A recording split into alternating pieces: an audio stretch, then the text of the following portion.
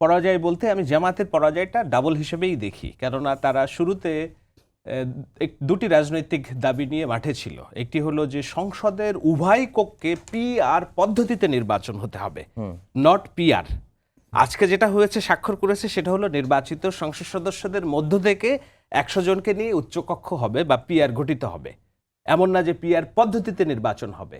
সুতরাং জামাতের পিআর পদ্ধতিতে যে নির্বাচনের যে দাবি, সেটি আগেই মাঠে মারা গিয়েছে, আজকে আবার ডাবল করে মারা হলো না, কিন্তু উচ্চকক্ষে তো আমি বলি। আর দ্বিতীয়টা হলো যে নির্বাচনের আগে গণভোট, এটা নিয়ে বহুত লাফালাফি হয়েছে, প্রধান উপদেষ্টার যমুনার কার্যালয়ে ঘেরাও হবে, অনেক কথা বলা হয়েছে, কিন্তু কি দেখা গেল, নির্বাচনের দিন গণভোট। আমি মনে করি যে এই দুইটা দাবি জামাতের রাজনৈতিক যে অর্জনের সম্ভাবনা ছিল সেটি মাঠে মেরে ফেলা হয়েছে। এটি জামাত এককভাবে সবচেয়ে বেশি ক্ষতিগ্রস্ত এবং ঐক্যমত্য কমিশনও ক্ষতিগ্রস্ত, কেননা তারা এমন একটা অনৈক্যের প্রস্তাব সুপারিশ তারা করেছিল যেটা হালে পায়নি না সিভিল সোসাইটি, না পলিটিক্যাল পার্টিস, না দেশের বৌদ্ধ সমাজ। জি।